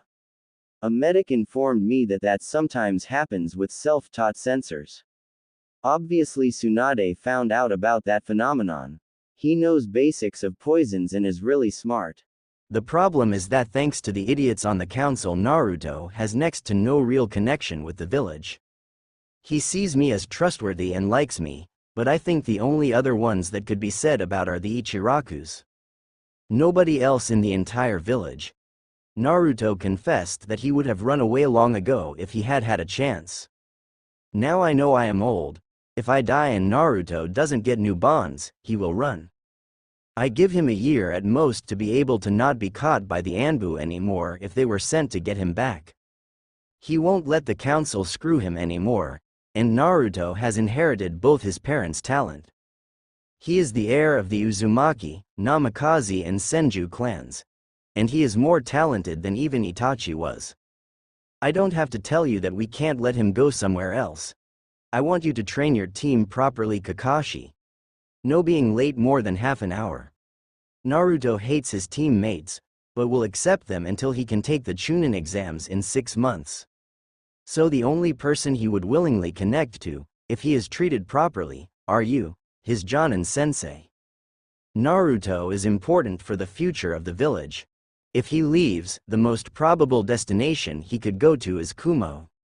They treat their Jinchuriki properly now. I don't have to tell you that it would be a catastrophe for Konoha if Kumo got Naruto in their ranks. He knows both Rasengan and the Flying Thunder God Jutsu of his father. He is probably a Fuinjutsu master and his ninjutsu is impressive. He has a wind affinity with a secondary water affinity and a developed lightning affinity from him developing a chakra converter seal that turned his wind chakra in lighting chakra and then training lightning jutsus. Both his normal affinities are trained. I don't know how he managed to hide his training. He was only willing to tell me he found a secret place where he lives now and trains. He also found scrolls and other things there. You have the next 6 months to get Naruto a new bond to the village. If you can, more than that. Make sure nobody screws him over on missions in the village and get the other 2 ready for C-rank missions ASAP. Sasuke shouldn't be a problem. The boy wants to get stronger and you should be able to break him out of his superiority ideas. I think the bigger problem will be Sakura. The girl didn't get good marks on her physical exams. The reason she became top kunoichi is that the written test was a big part of the exams and that she has perfect chakra control due to her small reserves. If you have to, break her, but Team 7 has to get strong soon. The Hokage impressed the importance on Kakashi. Kakashi was really surprised. He hadn't known that Naruto was that strong, but he could understand that he had a strong dislike for the villagers. He had saved him more than once from mobs when Naruto was younger. I understand, Hokage-sama. I will think of something to teach Naruto to keep him interested. I can also tell him more about his parents if he wants to. Do you know if he can use Kyuubi's chakra? Kakashi asked. No, he can't. But he can suppress it really well so far. He thinks that if he is strong enough on his own, he doesn't have to rely on the dangerous chakra of the fox. He knows that he can't trust the fox. He had met it after he found out that he was the Jinchuriki for Kyuubi, but other than trying to get Naruto to let him out, he didn't try anything so far. And Naruto is too smart to not know that if he lets the fox out, he will lose himself, the Hokage explained. Good. Because I wouldn't know how to teach him that. I will make sure Naruto will start to be better connected with some of his peers. I think I could get at least Asuma to arrange team sparring sessions if his team passes, which I think they will. I haven't seen any version of an Ino Shika Cho team that failed the Genin exams. Perhaps Kurenai would also do it. Her team looks like they could pass too, Kakashi said. I trust you, Kakashi. We have 6 months until Naruto makes Chunin. By the way, get back to your old level in Anbu and if possible surpass it. At the moment you are my only real option as a successor. The only others would be Jiraiya and Tsunade, and I can't imagine that Tsunade would come back to the village, and I fear what Jiraiya would do as Hokage. And if neither of you take the hat, it will probably go to Danzo. I understand, Hokage-sama. Kakashi said. Good, you are dismissed, Kakashi, the Hokage said. Kakashi left the office. The day of the team placements was there and Naruto for the first time wore his new outfit.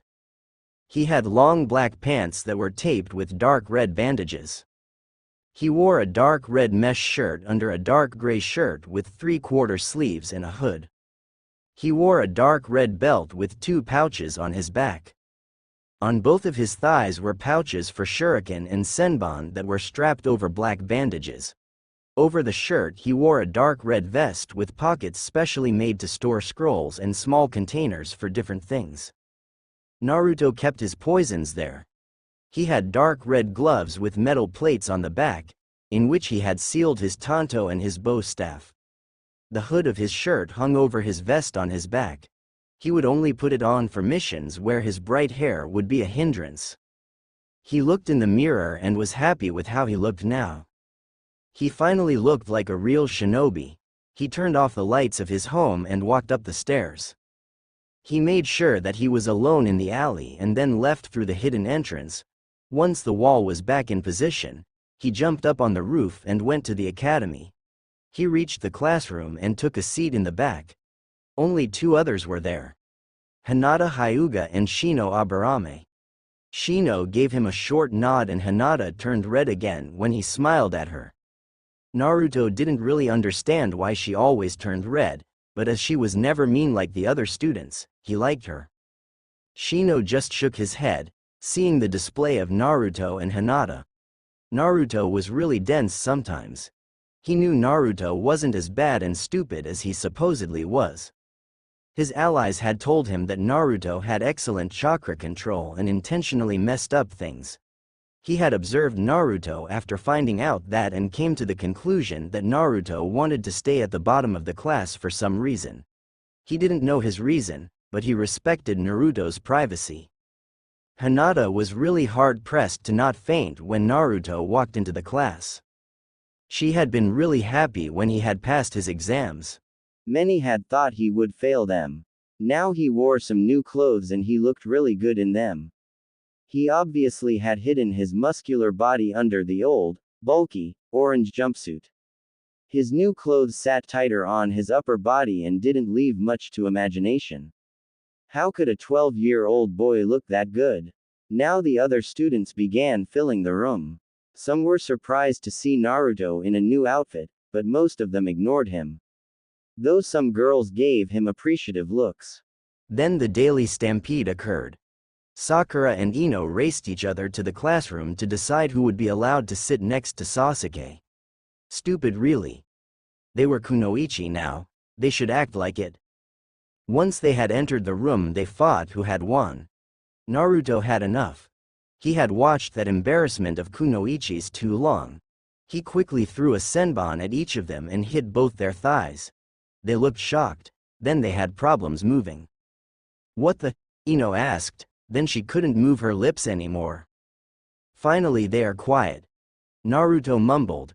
Only Shino and Hinata had noticed that he had thrown the senbons at Ino and Sakura and were impressed with his accuracy and the obviously paralyzing agent on the senbons. When Iruka came into the class, Ino and Sakura were still paralyzed. Naruto mentally counted down for the poison he used to lose its effect. It should only hold for 30 more seconds. It was only meant to paralyze for 5 minutes. More than enough time in a one-on-one fight to take out your opponent. What happened here? Iruka asked. Well, Ino and Sakura fought who would sit next to Sasuke. Then they were hit with a senbon each and were paralyzed. A girl informed Iruka. Who did this? Iruka asked. Naruto raised his hand. Don't worry, the effect only lasts for 5 minutes, Iruka-sensei.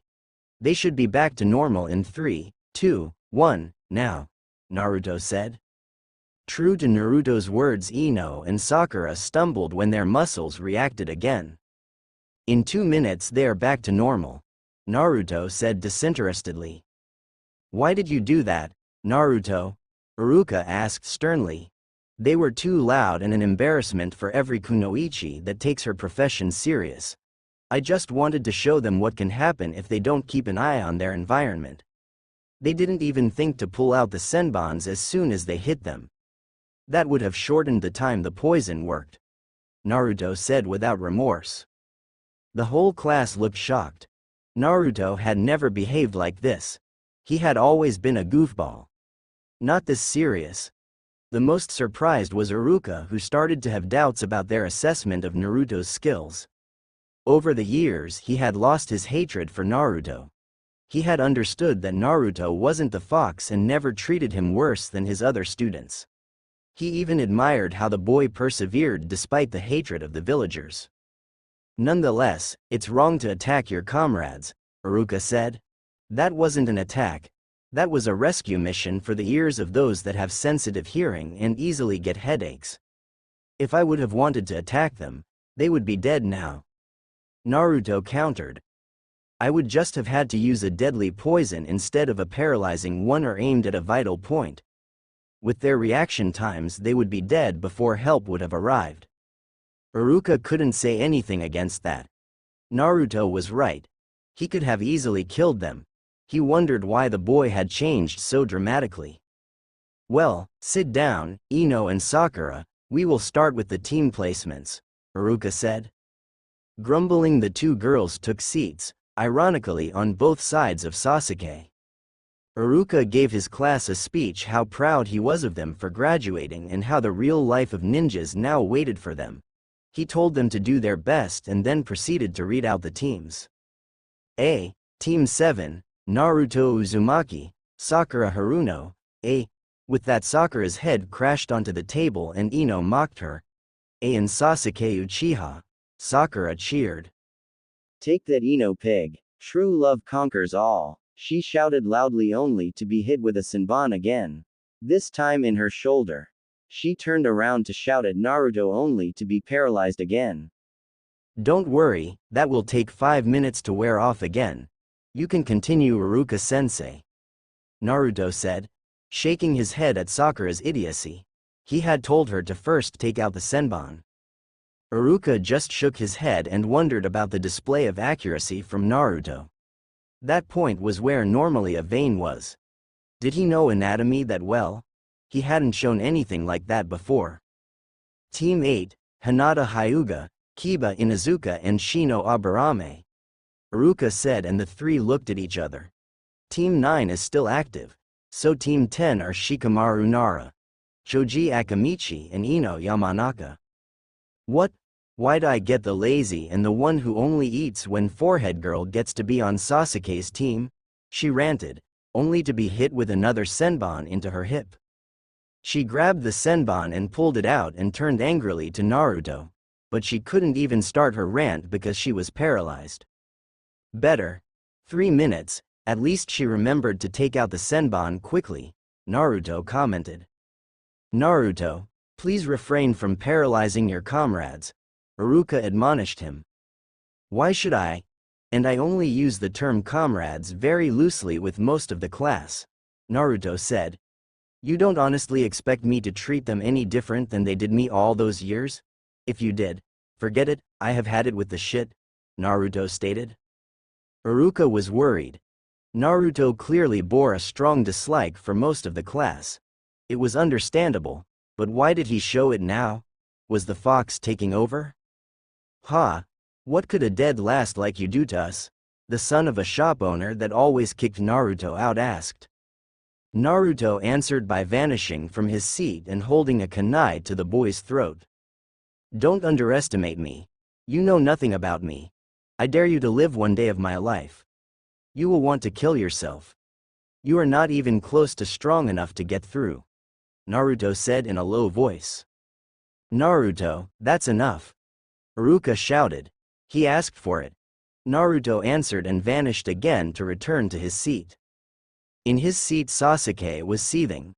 How could the dead last have those abilities? Only he, and Uchiha should have them. He was the rookie of the year. Normally Sakura would have yelled at Naruto to stop trying to be cool, but she couldn't. The poison still worked. Then Ino's paralysis stopped. She first wanted to yell at him, but thought better of it and sat down. Twice having been hit with senbons and being paralyzed was enough. And Naruto would obviously do it again if he felt they were too loud. Half an hour after the other teams had been taken by their Jonin Sensei's Team 7 still sat in the classroom. Sasuke was busy glaring at Naruto. Sakura was mooning over Sasuke and Naruto was drawing in a notebook. He was working on a new seal and everything was better than having to deal with his so-called teammates. Then the door opened and a silver-haired man with gravity-defying hair came in. Naruto looked up. He recognized the man. He was the Jonin he had copied the shadow clone jutsu from. He was Kakashi Hatake, one of the best Jonin in the village. His dad's old student. It seemed like the Hokage had kept his word and given him a sensei who wouldn't hate him for the fox. Kakashi had to know about sealing and perhaps he even knew that he was the Yondaime's son. My first impression, you are boring. Meet me at the roof in 5 minutes, he said and disappeared in a cloud of smoke. Sasuke and Sakura stood up and walked out of the room. Naruto waited a moment and then followed. If there were traps on the way, the two idiots would trigger them. He would stay alert. It was always better to be on guard and over the years it had become second nature to him. He heard cursing in front of him. Obviously Kakashi's lateness had had a reason. True to his suspicions, Sakura was trapped in a sling of ninja wire around her feet and dangling from the ceiling. Sasuke was pinned to the wall with 2 shuriken through his sleeves. You really should listen better.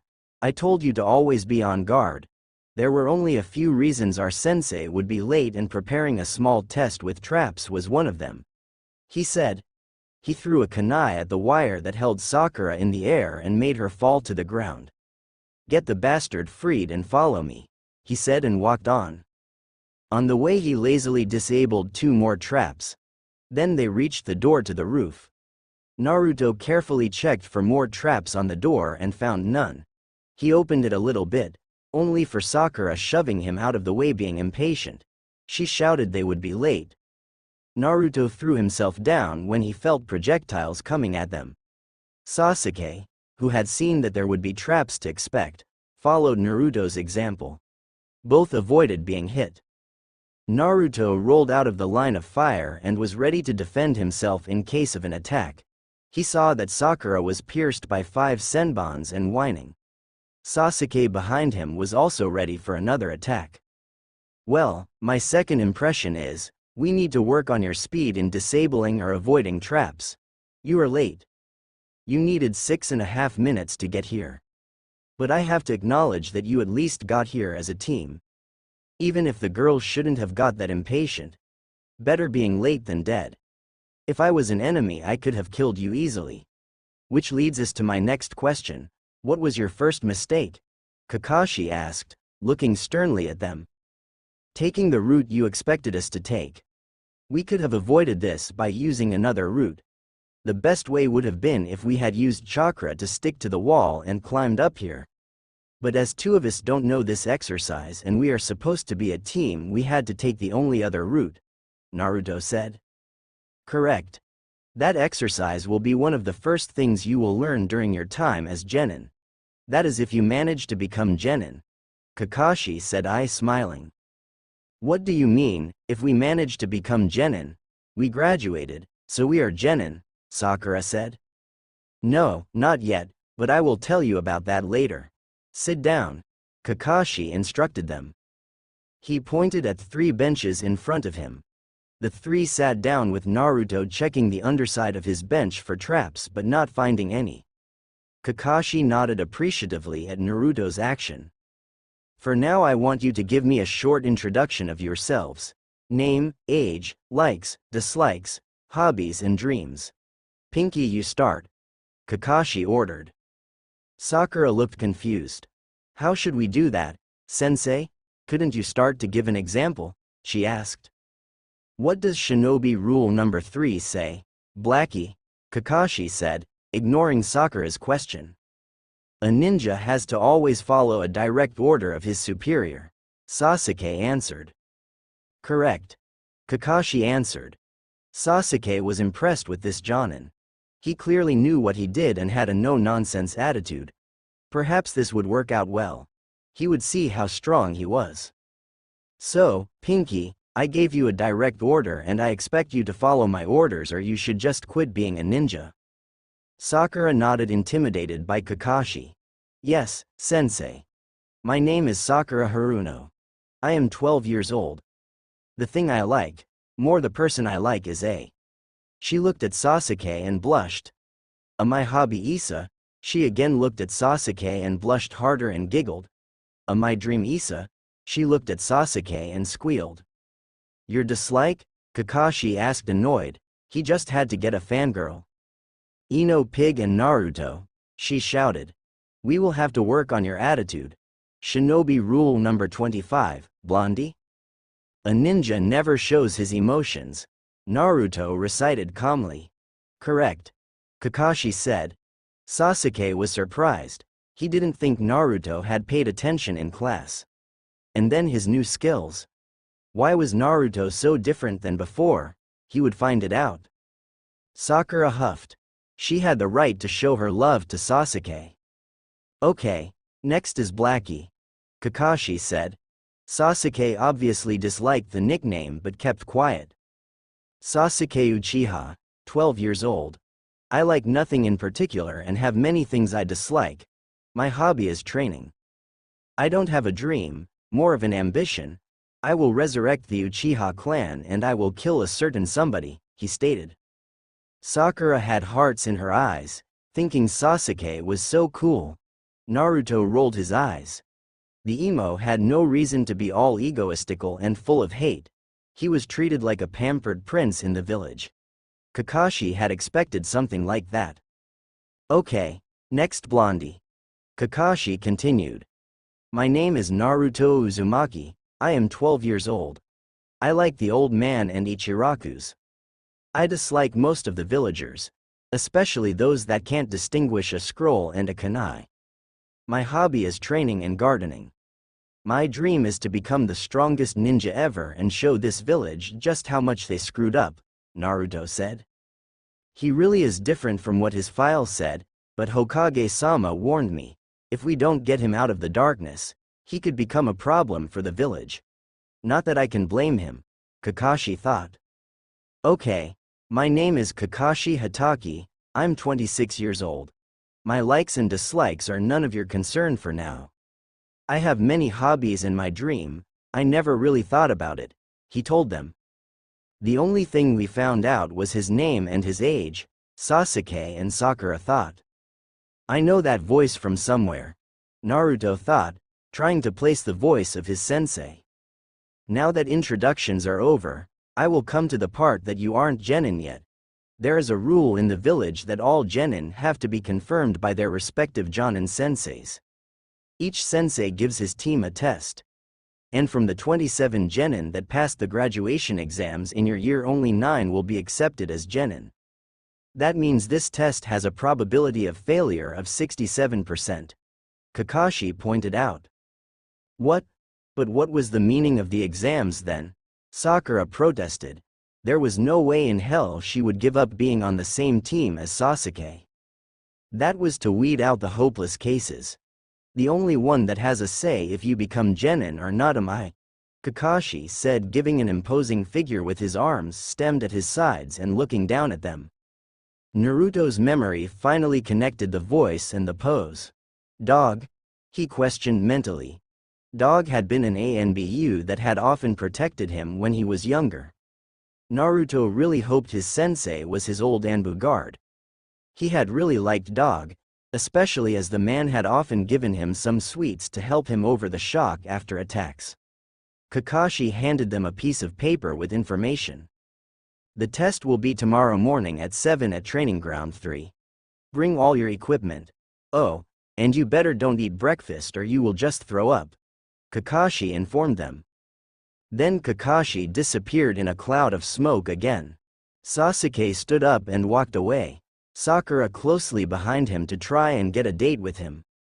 Naruto wondered how long it would take for her to be killed on a mission like that. He decided preparation was necessary and used the body flicker to get to Training Ground 3. He spent 3 hours inspecting the training ground to be prepared for the next day. He didn't know if his so-called teammates would remember the lesson about knowing the terrain before a fight, but he did know that they wouldn't listen if he told them about it. Naruto then went into the woods to a river where he knew tasty fish could be caught. He caught 3 fishes for his dinner, went to his field to get some fresh vegetables and then went to prepare his food. A small campfire and an hour of cooking later, he had grilled fish and roasted vegetables. He ate and then extinguished the fire. On his way home he took to the roofs to avoid the glares from the villagers. He also didn't want to be found by messengers of the council. They would surely bitch about his behavior in class. Well, let them bitch. He was a ninja under the command of the Hokage. They had no power over him. Kakashi had observed Naruto after the meeting was over. He was positively surprised that he went to the training ground where the test would be to get an idea which environment he would have to work with. After that he caught himself some fish and disappeared somewhere else. Kakashi let him go. It wouldn't be good if Naruto thought he followed him. He needed to gain Naruto's trust to help him. From his estimation, the team meeting had gone well enough. Naruto was good and knew how to act as a ninja. Sasuke needed to get over his complexes. The best way to get there would be to practically isolate him from the village until the Chunin exams. So he would have to carefully choose the D-rank missions his team did. No missions inside the village where the villagers could show their bias against Naruto and towards Sasuke. But at least Sasuke had the necessary skill to be a ninja. Attitudes could be corrected over time. Getting skills that should have been taught in the academy to an appropriate level was harder. Sakura would have to go through hell. She didn't consider her surroundings, she was loud, had a superiority complex towards Naruto and was a fangirl. Really bad combination. He would see her skills in a battle situation tomorrow. But he didn't expect much.